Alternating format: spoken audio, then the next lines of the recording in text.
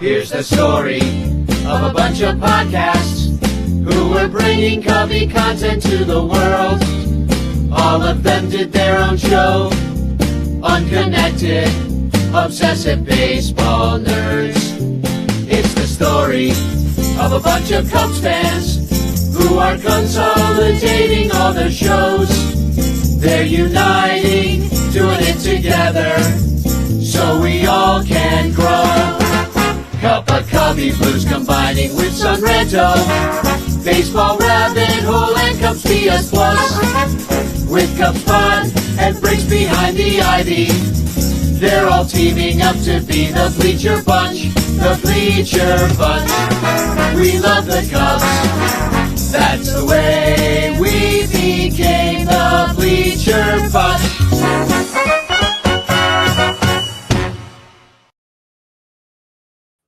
Well, hello there, and welcome to the Bleacher Bunch. It is on the Fan First Network. My name's Danny Rocket. Sarah Sanchez is here. Cubes fan Cotton is here. We've swept a series. We got swept. I don't know. Sarah, I haven't talked to you forever. How the hell are you? You've been traveling all around? What's going on? Yeah. I was in Boston for work, and then I was in the DC area hanging out with some friends. So, yeah, it's been, all over the place. I don't know, man. We're here. Baseball is happening. So that's a positive relative to the general state of things. The Cubs you were in DC. So did you get your National Guard call up? I'm assuming. I didn't go into the city proper. I didn't want to deal with it. I thought you were doing some landscaping with the National Guard out there, cleaning up those parks, clean up some dog poop. Yeah, well, we'll soon get to see them here in Chicago because, whatever. Anyway, so the Cubs are basically 19-19 over their last 38 games because they were 19-16 after they swept the Angels, and they're right back at 500, which is basically what they've been since May. That's what I've got. It's so frustrating because we saw in the first half how good this team could be. Like they could really be a great team. And they have fallen off the cliff, and there's no real tangible reason for it. It's not like they've had like half the team is injured or things like that. Like it's all sort of, to me, it feels like the organizational aspect is limiting the guys on the field. They haven't fallen off the cliff, though. That would be like that they won like 10 games and lost 20. They have just been coasting along at that same old 83 win pace for now two years, and then the second half of this year.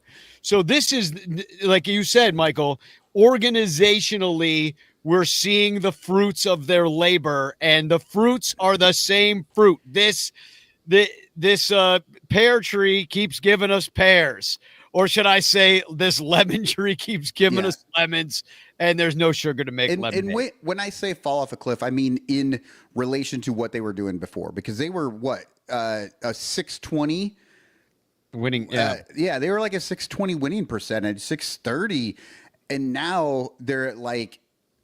What was that, Sarah? I saw the 2 months. For 2 months. Yeah. They were a 620 winning percentage team. But still, that's you're going to win the division. Yeah, you're going to win it. If you could stay at 620, you win the division. Even if you don't stay at 620, you drop to 6 or 590, but they're at about like 5.4 or whatever. Yeah. So hashtag Chance in the chat if tonight you would like to win a Frank Chance postcard sent to you by me with a message of love and doom, a little bit more doom. Now, if we had talked right after the Angels series, remember Tucker was back. 567. But do you remember right after we swept the Angels, Kyle Tucker is back, which means the Cubs offense is back. And I don't think Tucker had a bad series. against no, he didn't. Giants. But Yeah. after the Angels, we were never going to lose again.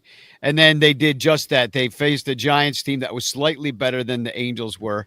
And I don't know. Like, Sarah, you said you didn't watch any of these games. Was it just because they were late in the night, or because you're disinterested in watching the team underperform? Much more the former than the latter. I had just gotten back from a trip. I was pretty tired, and so I would like turn the game on and start watching it and mean to watch it, and then I don't know. I'd hit like the third inning and I was like, I'm going to go lay down. And then I'd wake up to a Cubs loss. You know, I had like half dreams of whatever Rafael Devers was doing, hitting the ball out of this world in the second game. I remember that a little bit, but I, for some reason, thought the score was 5-2, not the 12 to whatever it was I woke up to the next day. Yeah, does it still count as a baseball nap if it happens at 11 o'clock at night? No, it does not. That's actually just falling asleep to the game. But no, I stayed up. I've been cleaning my basement, which I'd recently moved, and I never really, we just shoved a bunch of stuff in the basement, but it never really got cleaned. So I've had these games on, listening to Pat and Ron, listening to a little bit of Miguel Esparza as well, kind of switching back and forth between those broadcasts. And, I swear to God, cleaning the basement was the more fun part of the night than listening to these baseball games, because, it's just been frustrating. Like the chances, the missed opportunities, the leaving the runners in scoring position, and then, like the middle game of this set when it just totally gets away from you. After Colin Ray's doing an okay job, and then boom, it just all blows up in your face. And it just seems like that is happening way too much these days. Like that you're just one. I mean, every team's like this. You're one bullpen implosion away from just the game getting away from you completely. Might I suggest that's because the Cubs don't have enough pitching? And like at no point this season did they have enough pitching. And so it's kind of like, we're sitting here on the cusp of September, and the problem is the pitching, because of course it is. Well, I heard Michael Soroka's throwing off flat ground, so he's coming back. Is he there with Robertson on flat ground? Who else is on flat ground? We've had a number of guys who spent a career on flat ground. Yeah, I mean, and it's just it's boring too. Like this team is boring me again in a way that I hadn't really felt. I mean, when PCA started freaking becoming an electric part of this offense, and the defense was always electric, but when he started becoming an electric part of this offense, everything was clicking, and Seiya was hitting, and then Tucker, like it was one of the most fun, dynamic. They were number one in OPS for the first what 1/3 of the year, and then all of a sudden you're hoping they scratch out 4 runs and maybe win 4-3, because the pitching, even though they haven't had enough of it, it's been relatively good. The starters have been above average than other team starters. The relievers have been about mid. They were really low, then they were really high, and now they're average. Like, it's just like, I feel like it's a Jekyll and Hyde team, and I don't know what to make of it. We could get swept by the Rockies for now, or we could put up 300 runs and shut them out in every game. I don't know what they're going to do. I have no clue. This is honestly, I mean, just watching you like talk your way through it. Somebody called it therapy up there. Yes, this is a therapy session, because this is like, it's the most ridiculous team to have feelings about. So like, I have just kind of chosen to not have feelings really about this team. Like, I want them to win. It's more fun when they win, and I'll go to the games because I like sitting at Wrigley Field and keeping score. But like, I don't know. I'm already kind of invested in Kyle Schwarber and his chase towards 50 home runs. And, he hit 3 home runs tonight, Jolly. He hit as many home runs as the Cubs scored runs. Kyle Schwarber, all on his own. He's got 48 home runs. It is not September yet. And I feel like even if the Cubs somehow squeak their way into the wild card, whatever, they're going to be out in the first round. Like, let's just all admit they're going to be out in the first round. And I gotta pick my next guys up. So it's the Phillies and the Tigers. Well, and Dominic's making a good point. Say in PCA were MVP candidates, neck and neck in RBI championships, if that's even a thing. But now they're LVP candidates. What does that stand for? Least valuable. I was thinking L like in loser. But yeah, it's true. Like they've talked about falling off a cliff. Those guys have specifically fallen off a cliff. And although I do see signs of life in PCA, I don't say it looks lost. Yeah, Seiya seems to go up and down game to game sometimes. Like Seiya is weird. Like you'll watch him and you'll wonder what is he doing for a game, and then the next game he'll take 2 walks and have 2 hits, and you're just like, oh, maybe he's okay. Like he's so confusing. And I saw some graphic about Ian Happ being like the worst hitter in baseball by some metrics, and I was like, oh man. He was your number 3 hitter today. But, Owen. Wait, here's a question I want you both to answer. Is it more ridiculous that Ian Happ was number 3 today, or that Justin Turner was number 4 yesterday?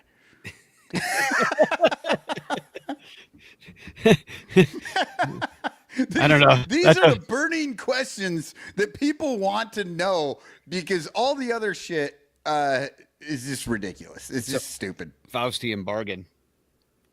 I got nothing. Justin Turner shouldn't be in the lineup, let alone hitting third.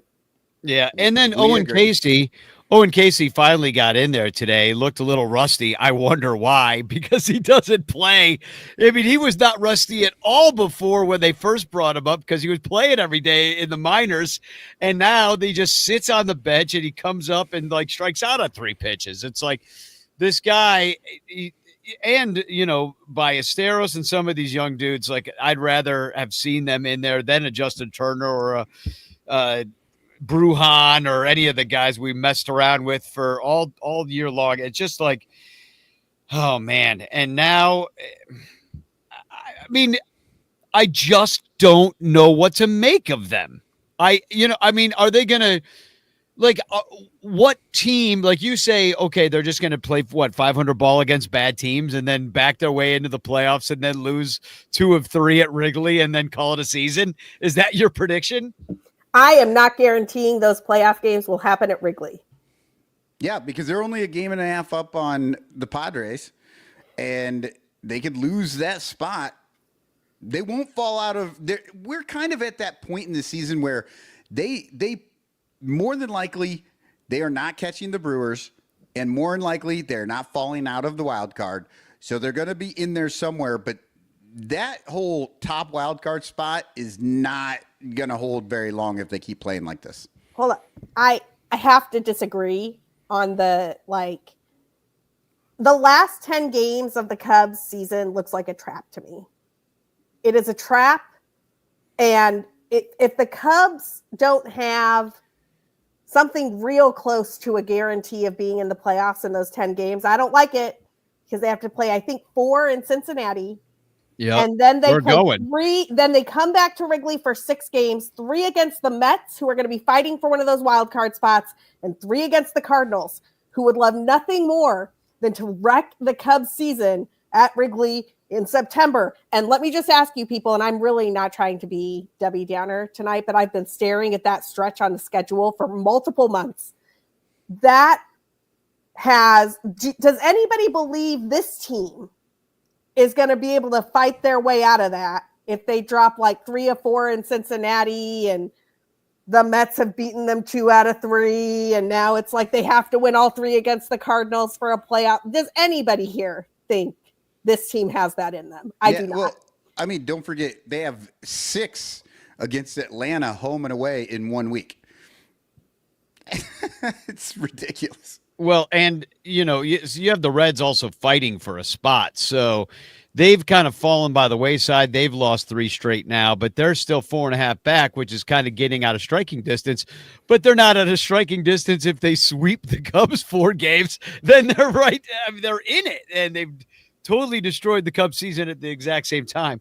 The Mets, same thing. They're fighting for that last spot too. You were hoping to be a little bit further ahead. You were hoping to be in freaking first place in the Central, but none of that happened. And you're right. The last 3 teams we play, Reds on the road, Mets and Cardinals at home. It just seems like a trap. You're absolutely right. And I don't know. And even the Rockies seem like a trap. Like I could see, I could see they're terrible, but they've actually been playing 500 ball. You're right about that, but if the Rockies are a trap, the season is over and they're not even making any of the wild. Like, you know what I mean? Like if they're at the point where they can't beat the fucking Rockies, like, come on. Like just mail it in, man. Just stop. Everybody should just like take a seat. The Rockies. Eric Cross, who is a really great fantasy baseball analyst, did this thing where basically took the 5 standard roto pitching and hitting categories, and he did all of the actual major league teams with those categories to see where people wound up. And you should go look this up because it's great. And there's lots of interesting things there. But the most interesting thing is that the Rockies are dead last and they have 7 total pitching points, which means they have the least number of points in 4 of 5 categories. And then they got 3.5 points, which is third to last in one of the other categories, which is just like, it's abysmally bad. It should not happen. That is how bad the Rockies pitching is. So the Cubs better be able to like step it up, man. Because if they drop against the Rockies, I refuse to believe in anything. Right. Yeah, because they're still not scoring runs. They didn't score runs against the Giants. Yeah, and that's the biggest issue that I see in this offense. What did they score the other day? 3 runs. It was a 3-run homer. They are not manufacturing runs at all, which the Giants scored in like almost every way possible against the Cubs. I mean, that's what happens when you score 12 in one game. But also, they hit homers, but they also hit singles and doubles and sack flies and just got guys in. Yeah, a lot of quick innings. Just can't do it. Hi, I just need to, speaking of, Kyle Schwarber just hit his 4th home run tonight. The dude is at 49. God. Oh my God, 4 in a game is the tied for the all-time record. With Scooter Gennett. and Bob Horner. Didn't Bob Horner hit 4 for the Braves back in the day? But it's been a lot of really quick innings. Like today's game was 2 hours and 9 minutes. As I said, I've been cleaning my basement. And I was like, I'm going to put on the game. This has been every single game in this Giants series. Put on the game, clean the basement. Put on the game, clean the basement. And today, I was like, man, I only got a quarter done. It's already the 8th inning. Like, what's going on? 2 hours, 9 minutes today. So it's like, not only are they're not scoring runs, they're making it easy on the other team. They're just like 1, 2, 3, we're out. 1, 2, 3, we're out. I mean, and then they're going to blame the strike zone. Freaking Craig Counsell got thrown out of the game today on a pitch that was a strike. It was actually a strike. I was like, what are we arguing about? That is this team's mantra is let's take pitches that are maybe strikes, maybe balls. They're all on the line. Oh, we're so smart. We know everything about the strike zone. Like, I think that if you asked the Cubs collectively what their strength is, they're going to be like, we know the strike zone because they're so proud of it. Every game, they're like taking all the walks in the world, taking strike 3s, taking ball 4s. Like, ooh, we know the strike zone. One thing they don't do is hit the goddamn ball into the grass where they then run around the bases real fast. That's the one thing they're forgetting to do. Yeah. Sorry, y'all. So I'm pretty sure Kyle Schwarber hit that in the 7th inning. So there's a non-zero chance he gets to hit again because the Phillies are just like tacking on the runs. That would be amazing if they went through the order and got him another at bat.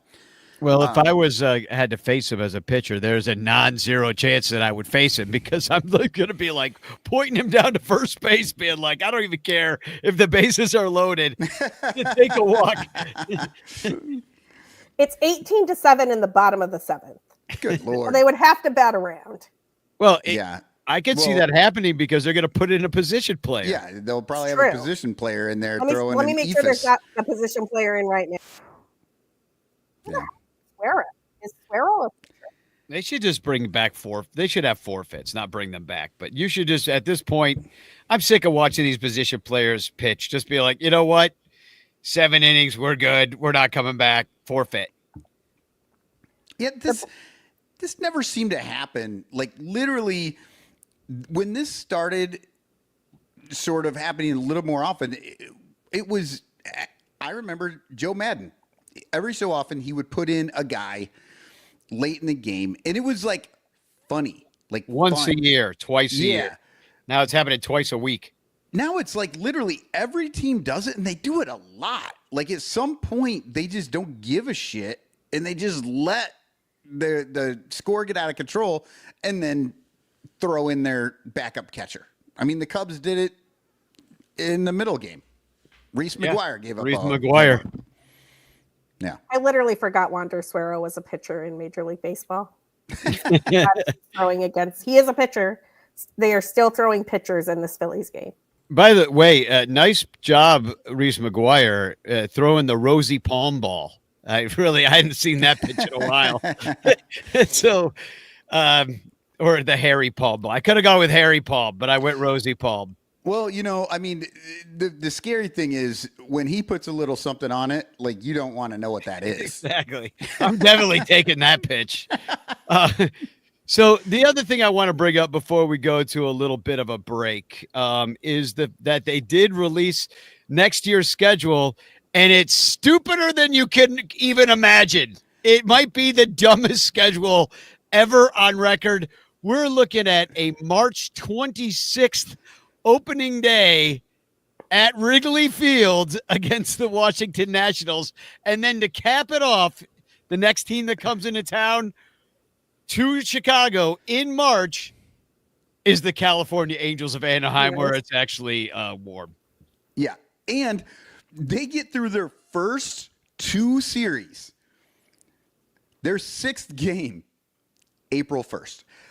How are you getting 6 games in before April 1st now? Like it started with March 30th, 31st, okay. And now we're getting 2 full series in before April. Come on. Can I just say that that Angels bit is particularly, it's a particularly terrible idea because that's the only time they come to Chicago during the season. Like that, if you have a game that is affected by weather in late March at Wrigley, then they're going to try to play that game in 30-degree weather because the Angels will only come back through when they face the White Sox, and there's no guarantee the Cubs schedule will line up with the White Sox for any makeup game. Yeah, and not to mention the fact that for the first 4 teams we play, nobody gives a shit about because you got the Washington Nationals, which maybe you give half a shit because at least they're in the National League. But then you have 3 straight series with the American League. You got the AL West, then the AL Central. And by the way, playing Cleveland on April 2nd is no freaking joy in Cleveland either. It might be even snowier there. And then you play freaking Tampa Bay in their dome. Like, what is that road trip right there? No. There will not be a dome in Tampa Bay next year. They play at Steinbrenner Field. They play at a minor league park. And there was just a really great thing either on Twitter or one of the athletics writers on Twitter talking about how bad those mounds have been for pitching this year. Do y'all remember when we played the Athletics at that crazy Sutter home field, and there was just runs after runs after runs? Well, apparently pitching in those places has been a nightmare. Yeah. Oh, so I just looked up the Angels 2026 schedule, and just to ease your mind a little bit, the Angels also have that same Thursday off. So if they were to get rained out in one of those games, both teams could play on that off day. Yeah, when it's That's Thursday. when it'll be That's the travel. snowing They're supposed to travel before that, right? What do to you mean? Cleveland. Right, but like the Angels and the Cubs are both supposed to travel before that. Well, right don't after. Like, yes, they have the Thursday off, but they are both supposed to have be the Thursday going off. somewhere. They're supposed to be going somewhere on that day. Yeah, there should be. Like they're but they supposed to won't already be at their hotel resting on that day. Oh, right. But it's still, they both have an off day. So Well, they don't we'll get see what that- happens. They don't get that off day if they get Well, snowed yeah, out. It might be sunny too. Like we don't know, but either way, you're taking your chance. Well, you're taking your chances. I mean, I don't know. Like, I mean, it could be nice all March, April, and then May it starts snowing. Like this is Chicago. You know what I mean? Like we could see a May 5th snow out. Like for all I know in Chicago, but my the thing that drives me kind of nuts about this is like, I guess divisions really don't matter. Nobody cares because we do not even face the St. Louis Cardinals until the 4th of July. Don't even face them. No, we face them in May. Sorry. Face them at Wrigley. We do not face them at Wrigley Field until the 4th of July. Yeah. The schedule has always been bad, but now that they're doing this balanced schedule, it's just getting even worse. It's really just, baseball feels like, that cousin that nobody in your family talks about. Everyone's talked to them. Everyone's told them you can't be drinking and doing drugs and driving and doing all the shit. You can't be robbing the liquor stores. Everybody's tried. Everybody has told them over and over and over. And yet every single damn year, that cousin keeps robbing the liquor store. Keeps doing the same fucking thing. And that's exactly how I feel about the Cubs right now. It's how I feel about Major League Baseball. They just keep doing the same thing that everyone tells them they should stop doing. And they just keep doing it. I just have to tell y'all, Kyle Schwarber is on deck. Oh no. God. Oh my God. I want him to do it so bad. 5 home runs has never been done. Kyle Schwarber, if I'm reading, he should be coming up next. Who's pitching to him? It is Vidal Brujan. Oh my. I love it. So Edmundo Sosa just singled to score Max Kepler. It is now 19-4 Philadelphia. There's one out in the bottom of the 8th, and Kyle Schwarber steps in to face a 61.3 mile per hour slider from Vidal Brujan. He's got it. And Vidal Brujan is throwing to him. I mean, to the extent Vidal Brujan can throw. Yeah. Well, he can throw. He can't pitch. Yeah. So, and of course they are doing some of the same dumb shit. Like we face Philly at home on the road within a week. We're done with Philadelphia by the end of April. So they still got some of that crap going on as well. There was an out. Definitely an out. A 57.4 mile per hour slider from Vidal Brujan, and it looks like the great Schwarbino. Sorry for the pregnant pause here. I just don't. It's real slow to load here over here on game day. Right. It appears. Tell me what he did, man. Kyle Schwarber. That's MLB.com and MLB TV and everything. He popped out to left. Popped out to left. So he was going for it. Yeah. So, he gave it a good try. Why don't we take a little break and drown our sorrows in the fact that Kyle Schwarber did not hit a home run off? I'm going to go pour some more wine. That's a great idea. That Kyle Schwarber did not hit a home run off Vidal Brujan in the middle of the show, which really would have brought this show to a whole new. It would have been number 5. I don't think it's ever been done. It would have been so cool. It's never been done. And so cool. I mean, I kind of feel bad for him because it's Vidal Brujan. So you think, oh, well, it's going to be an easy pitch to hit, but 50 miles per hour. I mean, he's not used to it. That's like trying to 61.3. 61, you said? There was one that was 61.3. Oh. But I mean, the one that he hits, that's almost like trying to hit off of a tee over the fence. And that's really freaking hard to do. I 61 mile per hour slider looks weird as hell after you've been watching like 83, 85, 90, you know? Oh, that's why a lot of these, these position players come in and they actually rack up a few strikeouts because guys just don't know how to swing at it really. It's the night the backup catcher got the win. Anthony Rizzo, greatest pitcher of all time. Of all time. All right. Well, we'll be right back. Please join us at patreon.com/Bleacher Bunch, where you can listen to Cubs Pod every single day. And there's perks at every single level that you could join us at. So patreon.com/Bleacher Bunch. And in the clutch shirts, here's a couple of commercials for them. The Bleacher Bunch brings you great shows like Sun Ranto, Cubs PS Plus, Bricks Behind the Ivy, Cup of Cubby Blue, and Baseball Rabbit Hole. But you could be getting so much more when you subscribe to our Patreon page for as little as $1 a month at patreon.com/Bleacher Bunch. Get access to our exclusive daily show Cubs Pod, where we recap every single game. Plus, be the first to hear Cubs music, get early access to events, and receive an invitation to join our Discord Cubs community, where fans just like you show up every day to rant and rave about our beloved boys in blue. Most importantly, 10% of your Patreon pledge will go directly to help the Lost Boys Youth Baseball program. So join us. There are perks at every level, like the Renter Calendar, absolutely free, and name recognition for you or your business. We are independent Cubs podcasters, and we need your support.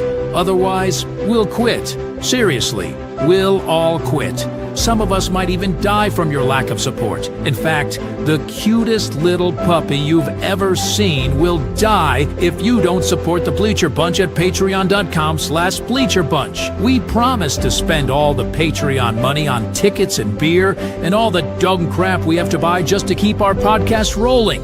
So give us your money and we'll waste it far better than you will. Patreon.com/Bleacher Bunch. Free trials are available, but don't do a free trial. Just join, okay? Okay. Patreon.com/Bleacher Bunch. In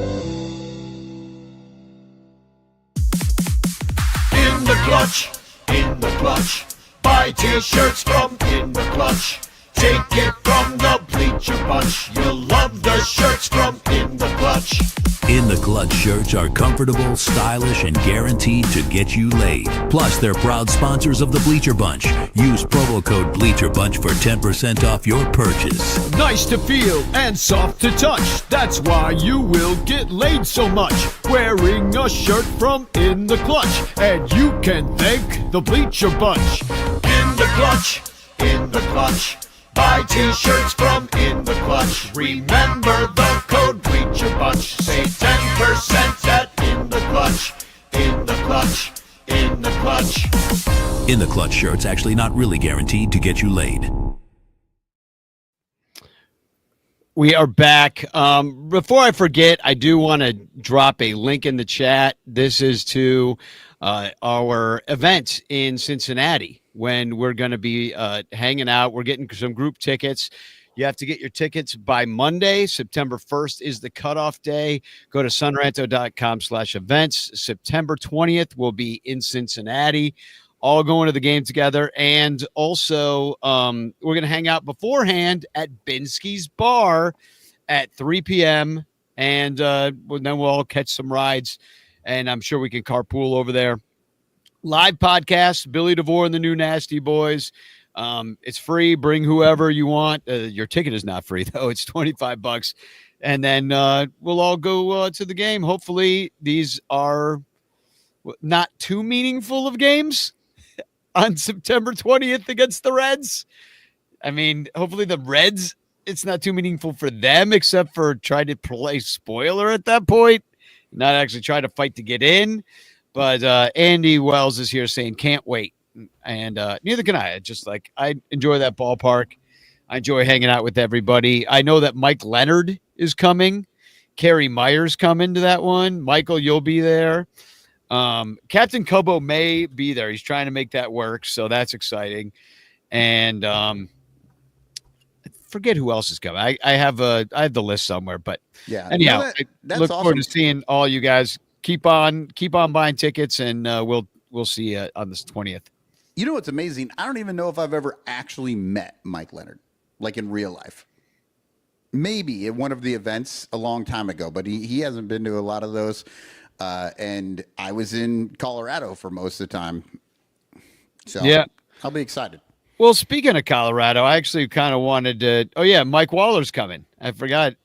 Mike Waller bought a ticket. He'll be there, so that's awesome. And hi, Mike. Mike, what should we talk about on the show? Mike couldn't be here tonight, but because he's working. But Mike, give us some topics. Mike probably watched the games though, so we might need to know what happened in the games. Well, I listened to the games, and I'm just saying that like I was bored. Shit, like it was more fun getting the dirt up off my basement floor than listening to the Cubs lose these 3 baseball games. Oh, and the TV broadcast was terrible. I did not watch the first game. I watched the second game and did the Cubs pod on it. In fact, but of course, I turn on the Giants because they've got Krukow and Kuiper. Krukow and Kuiper. Is it Krukow or Krukow? I don't know. Krukow. Mike Krukow. They're great. They are wonderful. And when I turned the game on this morning so that I could go through it, and I like to like just watch the game and click the 10-second ahead button, and I can just jump pitch to pitch to pitch to pitch. They're so good, I stopped. And I'm like, no, I'm just listening to these guys, and I'm watching this game. And, I mean, I only watched 6 innings of that blowout because, I mean, why would anybody want to keep doing that? But they're wonderful. And I turned on the, whatever the Cubs, that was the first one that popped up. It was on for, I don't know, 2 minutes. And I see T-Mac in a kayak out in the bay. And I'm like, oh no, I'm not doing this bullshit because they are going to show more of her kayaking than they are of the fucking baseball game. And I flipped over. That's when I knew I had to go and get the Giants broadcast. In a 4-3 game, too. They're just nothing but kayak. Yeah. Well, no, that was the blowout game.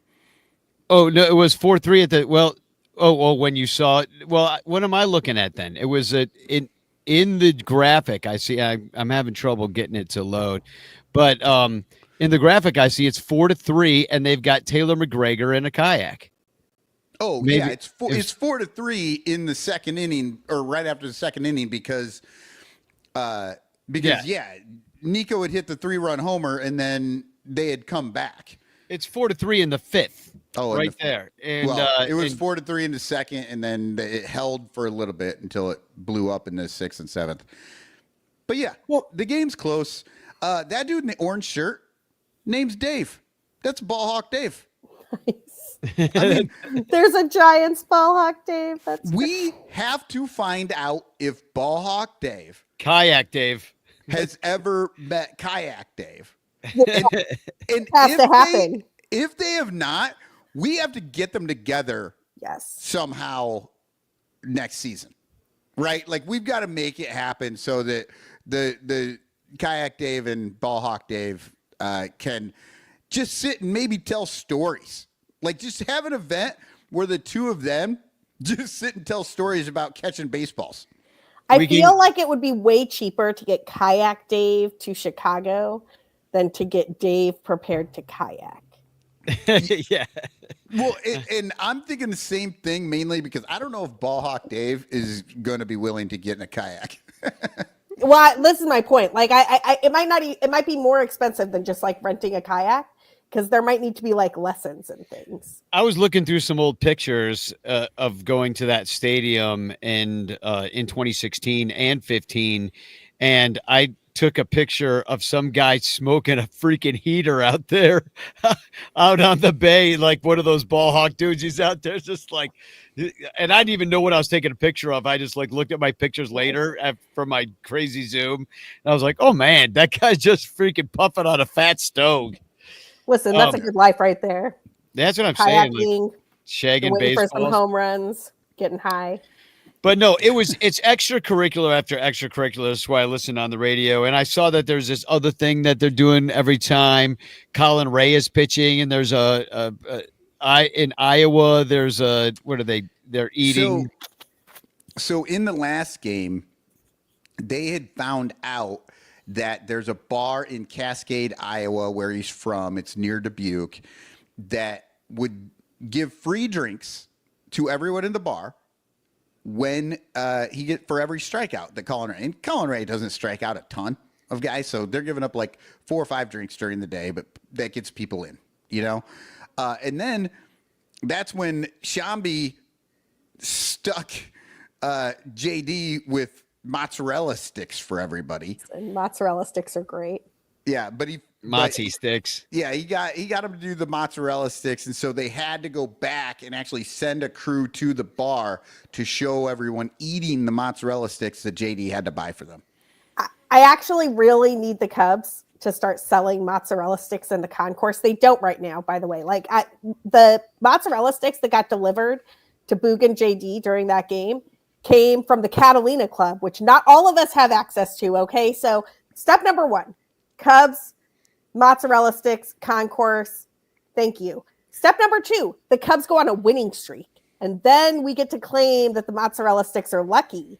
And we all have an excuse to eat a lot of mozzarella sticks during September because they're lucky mozzarella sticks. And you can't let the Cubs down the stretch. And I just feel like this should happen. I love that Sarah is simply just setting up an excuse to eat a shit ton of mozzarella sticks. And you know what? Mozzarella sticks really, well, it makes a great baseball food because it's a finger food. All you need is a little dipping cup full of the marinara. You're good to go. You get 5 sticks. It's like you can put them under the heat lamp and they'll still be okay for a while. It seems like a no-brainer. Probably actually better the longer they sit under that heat lamp. Yeah, the cheese gets all melty inside of that. So, I mean, and I'll say this much: with the last time I went to Milwaukee, I'm like, I got to get some cheese curds. And so I get the cheese curds, and they were terrible. They were just mostly breading. There was barely any cheese in it. And I'm like, how the hell do you have the Milwaukee Brewers, in the land of cheese, and fuck up cheese curds? But they managed to do it. It's a way for us to finally beat Milwaukee at something. Yeah, we'll beat them at Mozzie sticks. But we will fry cheese better than you, and that will be our legacy. This just got real sad. This just got real fucking sad. Well, that like, God, this goddamn Milwaukee team and everybody saying, "Oh, we got a chance." Like, we don't. No, do you know? Like, they would have to be so bad. And the Cubs would have to be so lost good. One of their 3 closers. Yeah, but still, they went 4-6 in their last 10. The Cubs went 6-4. Yeah, we haven't picked up any games since we've seen them. I think we picked up one game during the Angels series, and then we just gave them both. We gave it right back. Yeah. Yeah. So no, because right now I'm not looking at the wild card. God, I hate the Brewers so much. They just signed Eric Fetty. Yeah, we're 6.5 back, and weren't we? That's why where did the Cubs sign some guy like that? Why is Marcus Stroman not pitching for the Cubs right now? I don't know.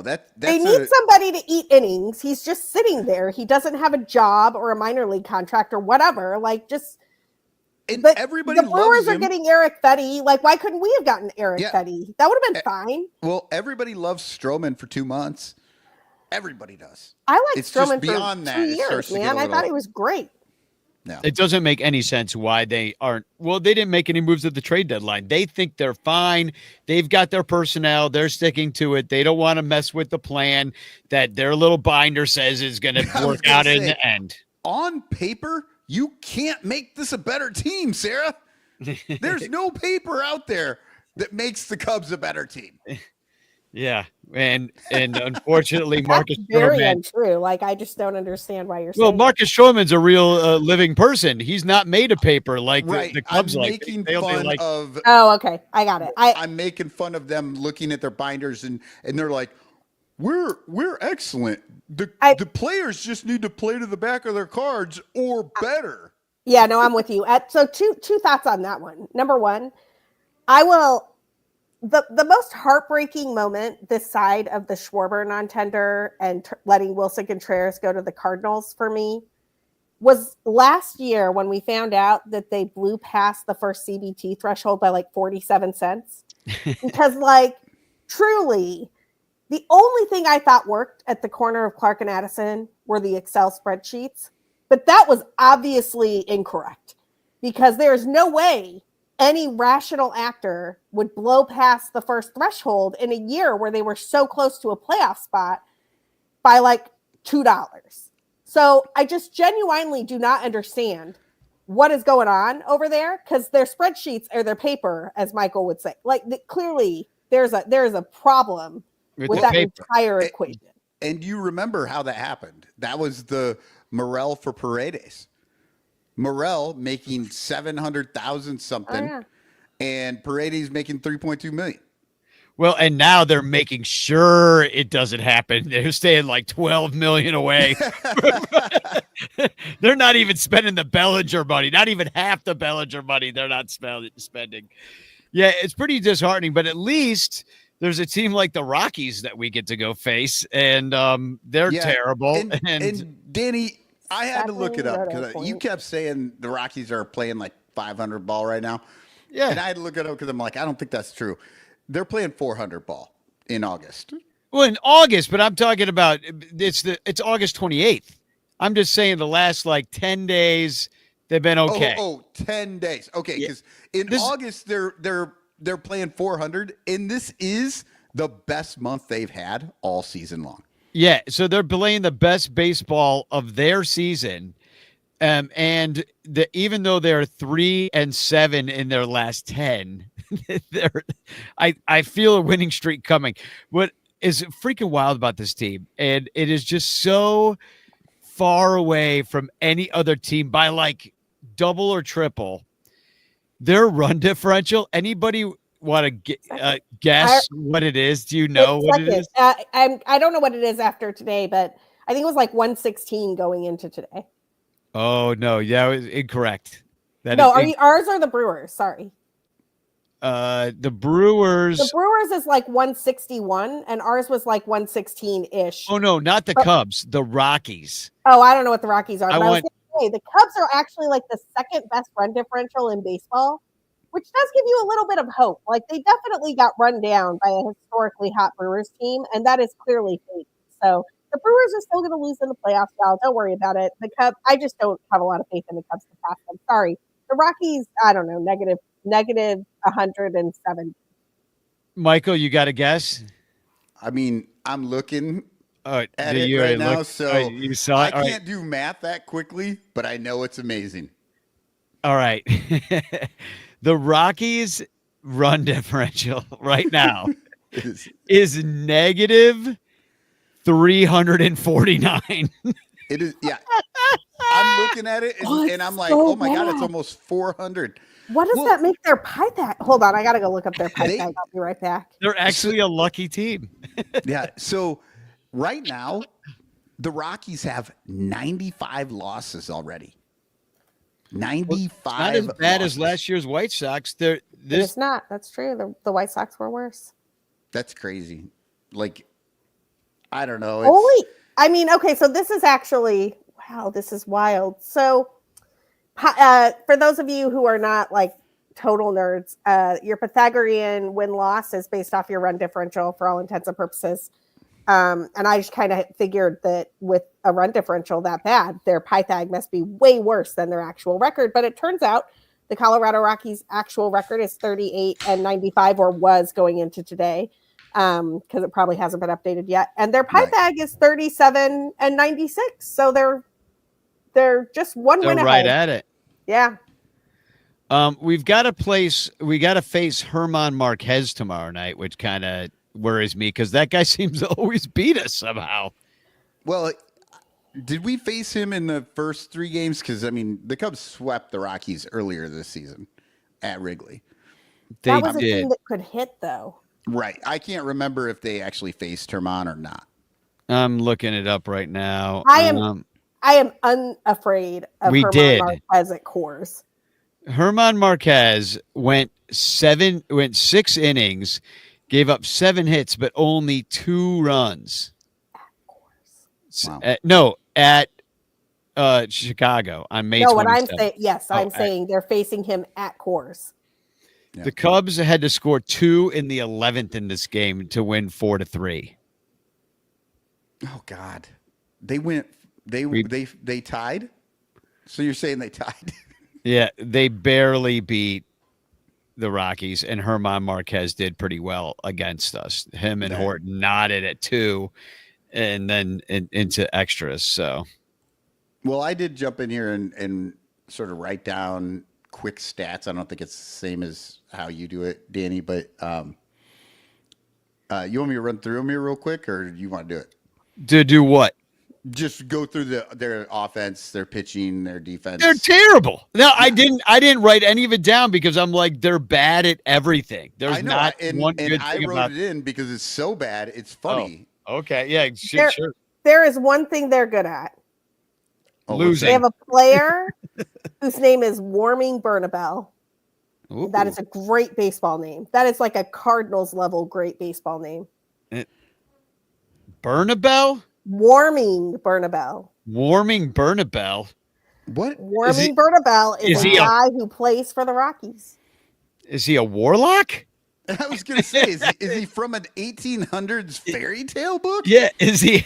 Yeah, is he? Does he live in a shoe? Is he full size? He exists on their baseball reference page. I'll go to Fangraphs to see if I can learn more. Yeah. Well, He's 4'3" Rockies. with pointy feet.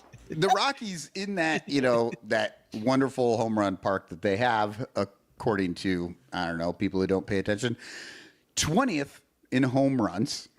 This is so 30 worst, first is best, right? So they are 20th in homers, 22nd in batting average, 30th in taking walks, 29th in being struck out, 27th in OPS, and 29th in scoring actual runs. That's their offense. Who's the worst at scoring runs? Like, I'm surprised it's not the Rockies. Like, how is it? It not might the be Rockies? like the Coors, Nationals man, or something. Coors. The Nationals are right there with them in a lot of these. But I don't know. I don't have the page up. I'll look it up while you're Yeah, going through. but, the Well, other while one. you're doing that, allow me to tell you a little bit more about our friend Warming Bernabel. Warming Warming Bernabel is a first baseman. He is 23 years old. He was a 2018 free agent signing from the Dominican Republic. And I thought perhaps the reason he is playing in the Colorado Rockies batting second for them was that he could hit. But he has not hit at any level since 2023. 2023, he put up a 74 WRC plus across a couple of levels. In 2024, he put up a 89 WRC plus across a couple of levels. And in Major League Baseball so far, he's put up a 92. So he's at least improving. He's warming. He's warming to the He's league. warming. And pretty soon he'll be burning the bells. You know what's so funny is he does have a middle name, and it's Jose. Like, he has a totally normal middle name. And just everything else about him, but the one name he doesn't use is just like Joe. Right. And you know he tells everybody, my name's Jose. Yeah, it's like, I don't want to. Yeah, it's like My name is Bernabel, Jose. party of 3. My name is Jose Burns. That's my name. Quit calling me that other thing. No, so pitching. The Pirates, by the way, have scored the least amount of runs in baseball. Oh, that doesn't surprise me. That offense. So, do you want to hear something crazy about the Pirates offense? Shout out to Fangraphs. I think this was a Jay Jaffe piece, but I could be wrong. It could have been somebody else. The Pirates do not have one single above average hitter. Wow. Not one. The entire, all 9 of them That's below average. Hard to impressive. do. Crazy. Well, I would guess that the Rockies pitching is in the same boat because they are 30th in ERA. They are 30th in homers allowed. They've given up 194 homers this season. That's 5 more than the A's, who are 29th on that list. second, however you want to look And at they're it. playing in that minor league stadium. Yeah, 25th in walks given up. They are 30th, dead last in strikeouts, and it's by like almost 100. It's like, Oh my God. it's bad. And they are 30th in whip. Their whip as a team is 1.605. The Nationals are the next worst team. They are 29th, 1.45. Wow. That is a big difference in this like huge sample size that we have so far. Yeah, it's insane how bad they are. And then in defense, the Cubs, you know, as we know, they are third in DER. They are a good defensive team. The DER is third. The Rockies are 10 times worse than that if you don't know how to do math. They are 30th. They 30th? are dead last. So they're in DER. bad. Well, and that's a tough. That's such a big field that it's kind of tough to play out there too. But they're just I not. I don't think it matters though. I don't think it matters where they're at. They are just that bad. Now, so there's teams like the Rockies, but they still want to like do expansion. Like, where are these players going to come from? They can't even make the Rockies work. I think that might be the Rockies' fault, though. To be clear. Well, it's where are you going to get these players from? I mean, the Rockies just can't. There's like players that aren't playing. They're just. I do actually think there are some pretty good players in AAA who could probably handle major league playing time. I don't know if there's 2 full rosters of them, but like Bubba Chandler did not need to like hang out in the Pirates farm system for the last 5 months. Like that was a joke and totally ridiculous. Oh yeah, and we in Ballesteros. Yeah, should like just be sitting down there. Ballesteros, Owen Casey Kevin should have been Alcantara, down and there. Owen Casey should all Be have been playing in MLB this season. And if they were on the Rockies, they would have been up for 2 years already. They would have been. I don't know, man. Last It's year. so weird about who they promote, but like what I'm saying, like there's guys, you know, like Jonathan Long. Jonathan Long is a major league ready bat who could play first base passably, probably not anywhere else, but like he's not up because Michael Busch exists and the Cubs don't know how to trade people for good things. So Is he's Jonathan like Long a left-handed hitter? Or is he a right-handed hitter? Because if he's a right-handed hitter, he should be Justin DFA Turner. Turner and bring the kid up. I mean, Have you heard about Justin Turner's intangibles? yes. You mean his fake ball sack? Jonathan Long is a right-handed hitter. Oh my God! Why are they not so freaking annoyed? Like Jonathan Long is hitting 305, 405, 492, and 520 AAA plate appearances. He has 19 home runs, strikes out 19.2% of the time, and walks 13.1% of the time. oh my God! See, this is the thing. This is a team who organizationally they are run by Jed GPT bullshit. These fucking little cards that have hole punches in them that fucking tell them how to make a lineup every goddamn day, and they keep coming up with Justin fucking Turner only because if you have a left-handed fucking pitcher, the hole punch goes to Justin Turner instead of Michael fucking Busch, and then they're like, oh, all these numbers say that Justin Turner's the fucking best. The whole goddamn team is run by these fucking fake-ass numbers. But the real number, the only number they really care about is the fact that he's making like $6 million because none of the other numbers make any fucking sense. So then all of a sudden, Jed fucking Hoyer's like, oh, these guys, oh, he's got intangibles. Intangibles. Let me tell you about the intangibles. Fuck you, man. You can't have one guy on the team who gets fucking $6 million for intangibles and isn't allowed to fucking just get kicked off this team when you have another guy who could have those fucking intangibles. We don't know. Nobody knows who the fuck he But is. does he because have won't bring him up? But does he have a fake plastic ball sack?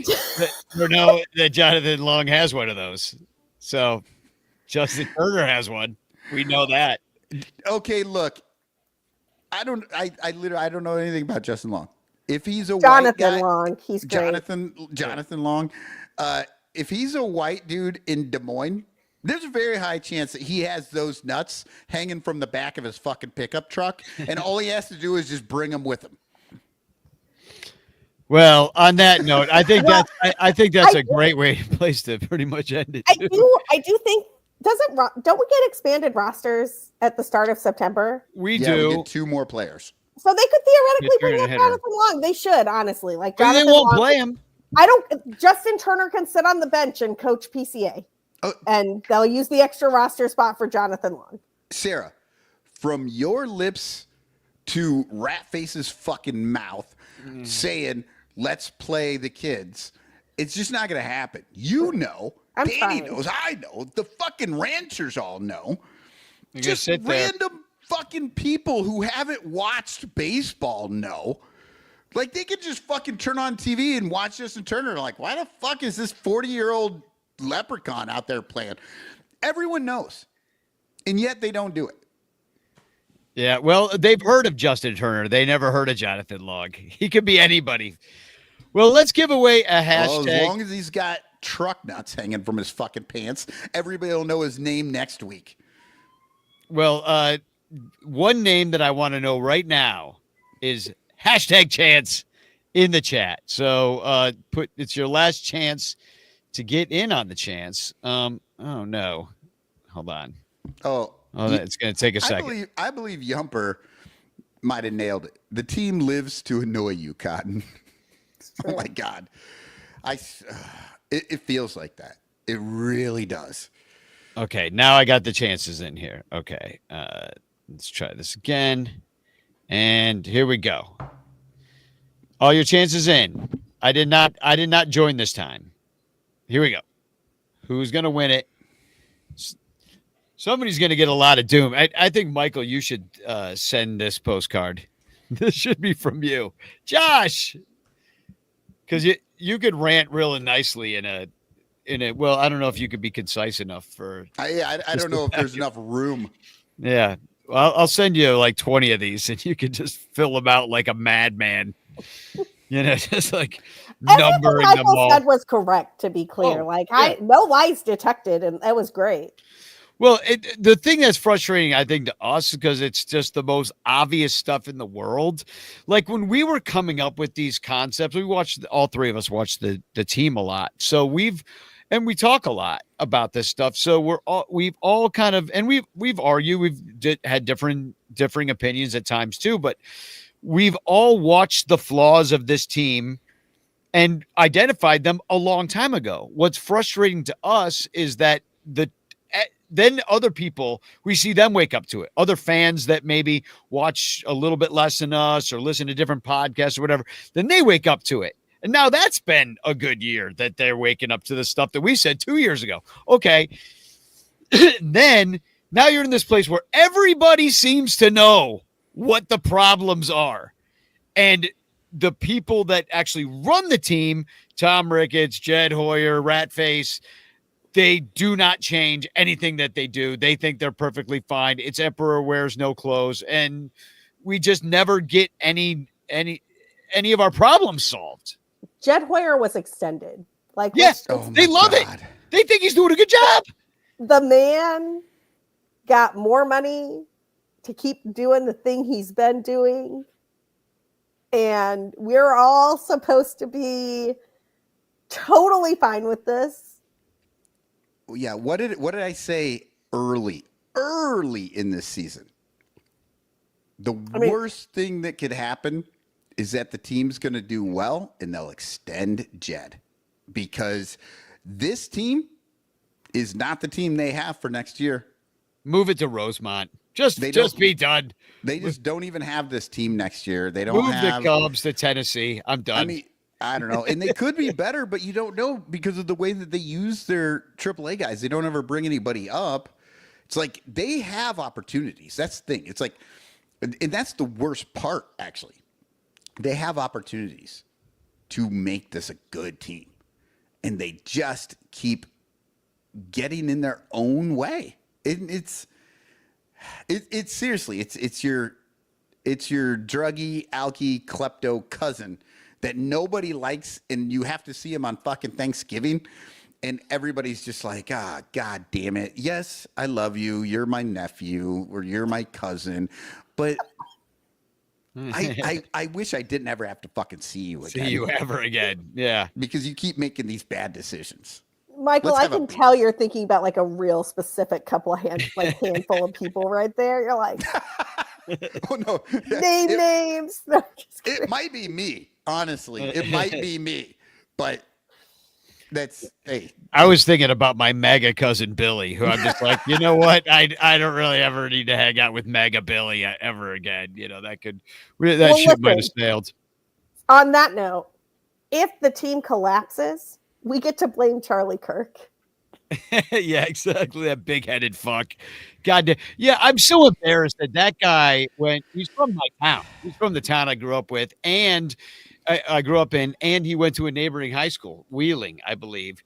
He went to Harper College, which is a lot of people, you know, who go to community college from my high school end up at Harper. He dropped out of there. But like that dude is one of the I mean, Sarah, you debate for a living. You are a professional debate coach. His style of debating is just to like take any random thing you say and just say, well, that's why you hate America, because you think that one time you saw a flag and it was on the ground. You didn't do anything. So you hate America, don't you? Does it mean you hate America? Like he just attacks and attacks and attacks and then blows off some like quote unquote fact that he's never proved. Like you're supposed to know it. Like he argues the semantics of it and not actually honest points. So one, I don't think what most of those people do is actually debate, because you have to listen to arguments and respond to them in a debate. And a lot of what they do is just propaganda. It doesn't have anything to do with having a conversation, furthering a conversation, coming to a conclusion. It has everything to do with like making you look over here instead of here at the thing that we were talking about. I just more think that, and sorry, I'm not trying to derail right now. We should go back to cotton rants, but I just also think that like we're in a moment where they're about to try to fucking occupy Chicago, and that shit is crazy. And I don't know what country you all were taught about, but that is not the country I was taught about. So I'm gonna resist that shit with every fiber of my being. And it sucks to see that, you know, smiling in the arms of two of the youngest Cubs for everybody to see. So maybe that's why I don't give a fuck right now about like, you know, wins and losses or whatever. Like I'll go to the games during the homestand. I'll keep score. I like sitting in the sun at Wrigley. Yeah. Rather they be in the playoffs than not. Perfectly happy to cheer for Kyle Schwarber and Javi Baez instead. It is super hard. It's very hard when you learn these things, and it sucks to have to learn them. I mean, back in the day, there just wasn't like all this shit that we would just find out everything about the players. I kind of miss that. Me too. Like, I mean, Michael Jordan, probably the biggest asshole anybody's ever met. But fucking Michael Jordan's smart enough. He's like, when social media came around, Jordan was like, not doing it. I don't do that shit. Well, I don't do no social media. About Charlie Kirk, Tom Cooper says he just needs a good punch in the face, but I don't know anybody with a hand big enough to punch that man in the face. That is one giant face that Charlie Kirk has. I don't know. It's like somehow like they must have like, you know how like sometimes that you'll get a baby will get the back of its head flattened because it was laid. They must have laid that Charlie Kirk straight on his face, because the whole thing is just like flattened out like a fucking pancake. I mean, oh man. Let's go back to some good news, because I want to share this one. On a baseball note, is 4 home run and 9 RBIs good? We were talking about the Great Schwarbino as it was happening. We had it here first while it was going on, but yes, that is good. And one thing I did not get to say, because we went to break right as we were done talking about Schwarber. That 9 runs batted in, Phillies franchise record for the King. Schwarbino forever. Yeah, and And then the back of his baseball card, and then some kid will get it in like 10 years, be like, oh, look, I didn't know he played for the Cubs. Yep. And you'll be like, oh. Goddamn Cubs legend in the postseason. And just let him walk. Just push. I'm sorry. Didn't let him walk. Pushed him out the door. For nothing. His ass out the Got door. nothing. For nothing. Saved $2 million when they signed Jock Peterson instead. Yeah. Here, you know what? I'm going to change the subject here pretty drastically to something that's actually kind of a good thing. That's kind of an interesting thing. I was looking at the Bleacher Bunch YouTube. We have 972 subscribers. That means we are 28 subscribers away from 1,000. And shout out to Jeff Rogowskis, who runs that channel, because we have Sunranto YouTube, we got the Danny Rocket YouTube that we stream on, but we've been trying to build up that Bleacher Bunch YouTube this year, and so that's just within this year that we've gotten nearly 1,000. Please let your friends know. Let's get before the end of the season. Let's top that 1,000 mark. And And John Croteau. I clicked at the same time as you. Yeah, Johnny Onomatopoeia, John Croteau. 1,000 equals monetization. And then let the pennies roll in. And the pennies. You know, and just we might eventually afford a beer bat in 2028 if there's a baseball season in 2028. Yeah, and I do want to mention that Johnny Croteau, aka Onomatopoeia, his bachelor party is going to be September the 6th in Wrigleyville. We're going to be hanging out at the game, and then the Bleacher Bum Band is going to play with Johnny Onomatopoeia at Output Wrigleyville right afterwards. The show is free. The game is not. You got to buy tickets from the stupid Cubs for that. But I would never do that to you. So our show is free, and come see us, and come wish Johnny a happy wedding. He's getting married October 4th, I believe. Oh, good. I'm sure you'll be able to attend without any concern about the Cubs still being in the playoffs. Shouldn't have a problem. Like, you know, season will be over and done by then. Yeah. Oh yeah. Johnny says 10-4, good buddy. Ah, there you go. 10-4. Love it. So, and yeah. Go ahead, Sarah. I just want to share one more fun Schwarber fact from Joe Orico, who writes over there at Fangraphs. He is the 19th player to have a 4 home run game. There are fewer 4 home run games in baseball history than there are perfect games. Anyway, keep going. Wow. I'm just going to keep reminding us all that Jed's initial move to non-tender Kyle Schwarber. Actually, he might have traded Yu Darvish and Victor Caratini for teenagers first. At least one of those teenagers finally took some major league at bats. It's riding the pine right now. But anyway, my point being,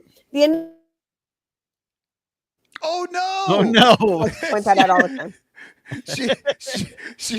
You froze mid karate chop. You were coming down with it.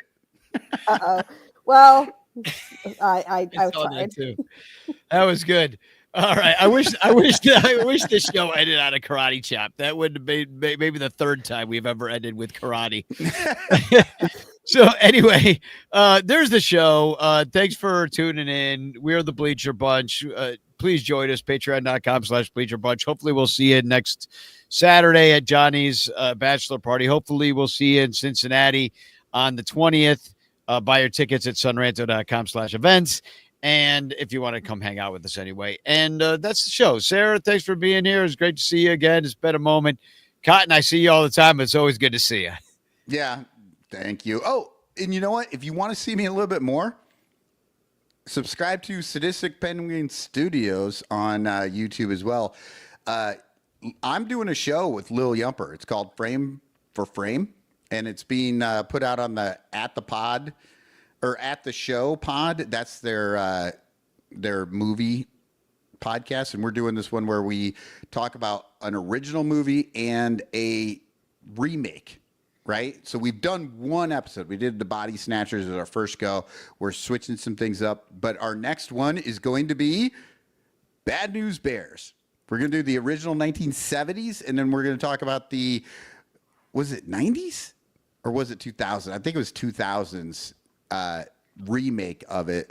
So, we were thinking about the Little League World Series and stuff this week, so decided to go with that one. But if you're interested in that, we record that every other week, so that one will be out. But we have the first one out already. But subscribe to At the Show and Sadistic Penguin Studios as well. Yeah, drop some links around, and we can all find it. So, well, I'll talk to you guys later. Hopefully, we actually sweep the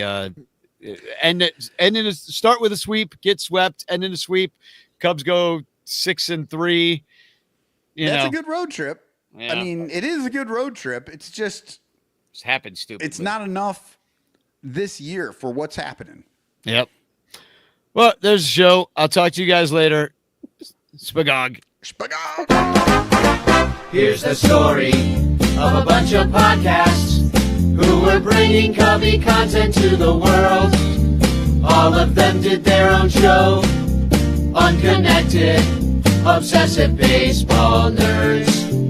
It's the story of a bunch of Cubs fans who are consolidating all their shows. They're uniting, doing it together, so we all can grow. Cup of Cubby Blues combining with Sunranto, Baseball Rabbit Hole and Cubs PS Plus. With Cubs Pod and Briggs behind the ivy, they're all teaming up to be the Bleacher Bunch, the Bleacher Bunch. We love the Cubs, that's the way